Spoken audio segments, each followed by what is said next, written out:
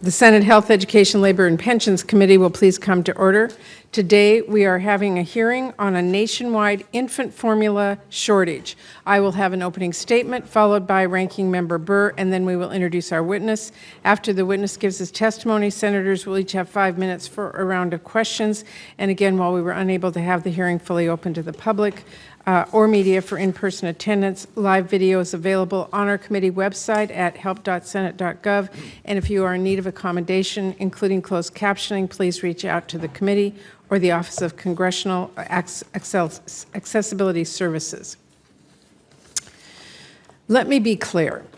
The fact that we even have to have this hearing, the fact that shelves are empty, the fact that babies across the country are going hungry and parents cannot find what they need to feed their infants is a massive, unacceptable failure.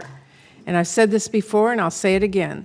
The groups that families and caretakers depended on to help them in this moment, the FDA, infant formula manufacturers, all get an F in my book. There were plenty of warning signs about this crisis, and it seems like the people who are responsible for safety and supply here just blew through each and every one of them. And now, parents and babies are the ones dealing with the consequences.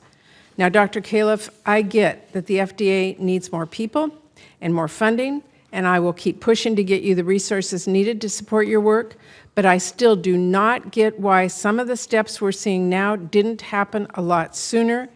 It's not like the FDA needed more warnings here. It's not like the FDA didn't have any idea this could be a problem. As far back as last fall, last September, just as FDA was conducting an inspection at Abbott's formula manufacturing facility in Sturgis, Michigan, Abbott and FDA received the first report of an infant sickened by Cronobacter bacteria after consuming infant formula. In October, an Abbott employee reportedly raised concerns with FDA about safety issues at that facility, which makes a huge amount of formula for U.S. families. But it took weeks for FDA to take action on the whistleblower's complaints and months for the agency's senior leaders to see the report, a matter of life and death importance due to, quote, mailroom issues. Dr. Califf, that does not instill confidence, nor does it explain away the many other warnings. In December, FDA and Abbott got a second report of a child infected by Cronobacter. Sadly, that child passed away.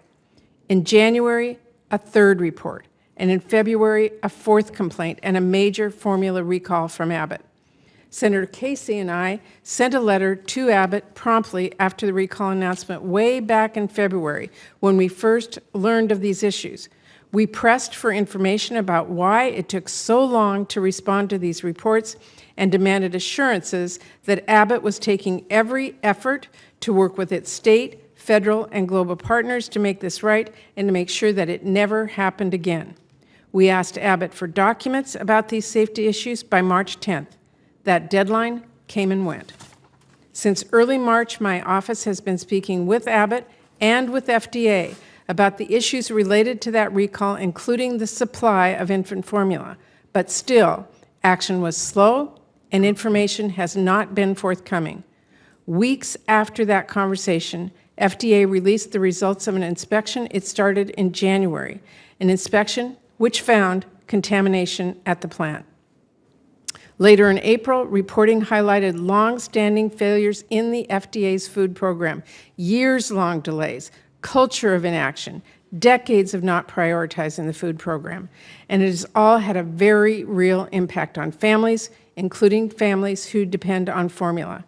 I will not allow the FDA to continue spinning its wheels on something as important as the food families feed their children. That is why I quickly sent a letter demanding answers from you, Dr. Califf.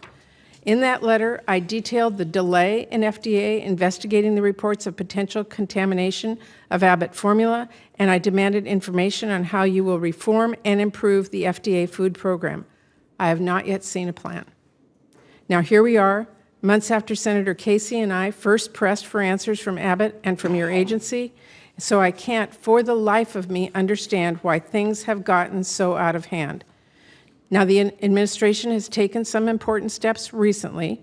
President Biden invoked the Defense Production Act to make sure infant formula manufacturers are at the front of the line for the ingredients that they need.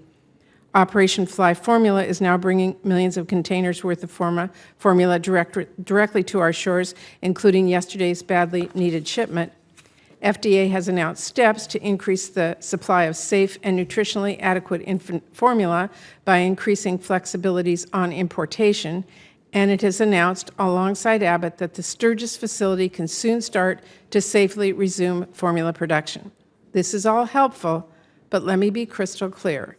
It all happened way too late. Back in 2021, when the first reports of potential contamination emerged, there should have been an immediate FDA response. And back in February, when Senator Casey and I recognized the need to get to the bottom of the formula recall, Abbott and the federal government should have been working together to make sure the shutdown of one plant did not explode into a crisis. Here we are. Now, I know parents won't rest easy until there's formula back on the shelves or until they can feed their kids, and I will not rest either. I'm going to keep pushing for more steps here in Congress, from the administration, and from the industry to fix this as soon as possible. Senator Casey and I led another letter to infant formula manufacturers calling on them to step up and produce more. We also led a letter to President Biden making clear there needs to be a formula coordinator at the White House leading a national strategy, because we have witnessed now how multifaceted this problem is. We need a coordinated response to ensure better accountability from industry, stronger FDA response, and swift action from the Department of Agriculture to do everything it can give to WIC recipients the flexibility they need. We also need to make sure that hospitals, NICUs, pediatricians, and state and local governments have the information and access to formula necessary to get the right formula to babies and infants with the most critical needs. We need to make sure retailers and suppliers are managing the supply in a way that is focused around families that need access to formula. And we need to get parents clear information and direction on what products to use, which products are equivalent, and where those products can be found or will be coming soon. It is incredibly frustrating to me we have yet to see a detailed plan for this, and that parents are having to coordinate things themselves on Facebook because the federal government still doesn't have a point person on this. So I'm going to keep pressing for answers for parents back in Washington State and across the country. Parents like Mac. He's a constituent of mine from Richland, Washington. He reached out to my office last week trying to find formula for his daughter and for other parents in the Tri-Cities area. Mac's daughter was born just 6 months into his wife's pregnancy. She remained in the NICU for 4 months before going home, and she needs a special kind of formula to help her grow and stay healthy. Because of this shortage, Mac has been searching high and low, day and night, to try and find it. Shopping at 6 different stores, getting donations from other parents on Facebook. His dad even brought 6 cans from Milwaukee, nearly 2,000 miles away. Mac is constantly worried about running out, and he has heard from parents across his community facing the same problem. Parents who are driving to store after store, finding only empty shelves, who are searching online and finding price gougers who are trying to profit off the fact that babies are going hungry. Mac spoke with another mom who said when her baby was discharged from NICU, she was given a sample can of specialty formula and some ready-mix bottles, enough to last maybe 4 days. And the Facebook group Mac started now has over 800 members just trying to connect parents in the Tri-City areas to formula. As a mother and a grandmother, I know parents in Washington State won't just go as far to Milwaukee to get their kids the formula they need. They will go to the ends of the earth. But they should not have to. We cannot leave parents to fend for themselves. We should be getting them the formula and the information they need as soon as we possibly can. People desperately want to know how soon can they get the formula their kids need to stay healthy. Where should they go for it, especially for people who need specialty formulas like formula for preemies or for children with allergies? And what is the administration doing to stop the price gouging, to end this shortage as soon as possible and to ensure that this never happens again. Parents need help, they need answers, and most importantly, they need formula now. I've been pressing HHS and the formula industry to help make sure we get families the formula they need. And believe me, I am not going to let up until parents like Mac can rest easy and don't have to call their senators for help finding baby formula.